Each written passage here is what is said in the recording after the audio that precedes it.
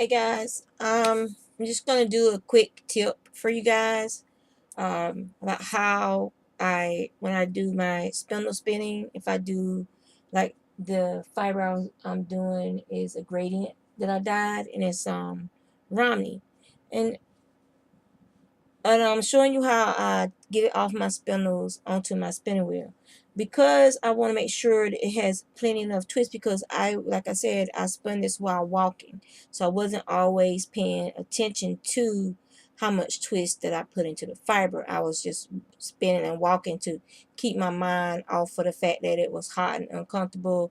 It gave me something to focus on other than my surroundings and the temperature around me when I go walking at work. So what I do is I want to add a little bit more twist to it so that when I apply it won't fall apart, because you're going to be going the opposite direction. That's why I spin it onto a bobbin. I don't apply from the spindles anymore, because I've had trouble in the past with some parts coming apart. This way I know I'll have plenty of twist. So I'm going to apply this clockwise. I'm going to put it on the bobbin clockwise. And what I do is I hold my spindle in my hand like this, and it basically churns from the flyer. The flyer basically churns it in my hands, so it's like my hands become a little lazy cake. And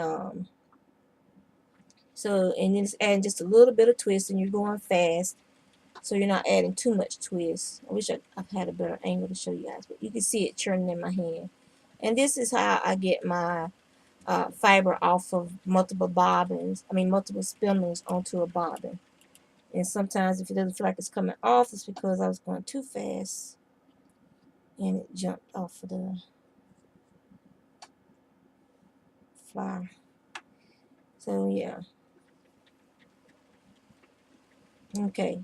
So that's just a quick tip for you guys. Another quick tip is, if you're using multiple spindles to, like I was doing a gradient.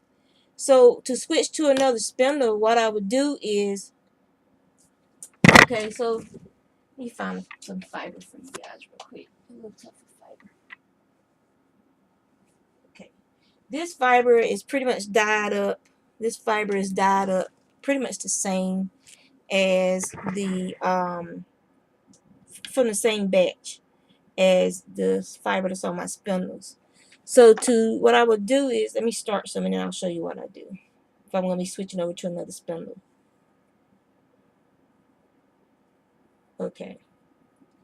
So let's pretend that this spindle has become as full as it could possibly be, and we need to switch over to an empty spindle.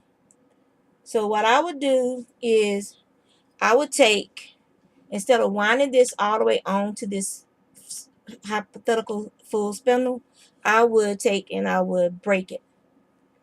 I would take and break this right here.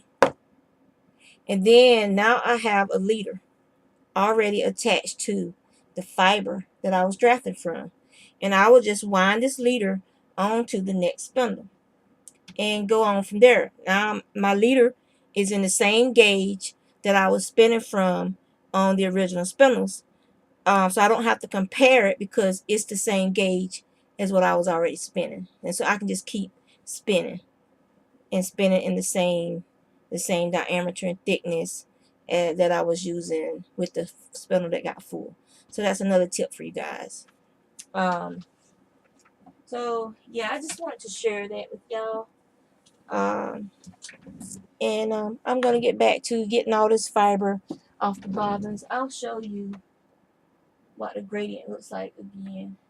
And this is Romney. I have three more braids of this Romney. They're 4-ounce braids, so it's just pretty much true to color. So you have this dark green. It's a little mottled on the end, as you can see, and it goes into like this dark gray, and then it goes into this silvery gray, and it goes into like a light gray. And there's several of these. I was experimenting.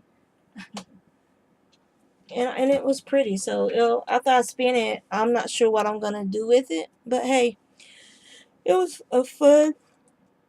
Oh, excuse me. It was a fun experiment for dyeing to see if I can do a gradient dye and to see how it will spin, and it spins up very nicely. And here is like some of the green, the color for some of the green. It's a real nice green.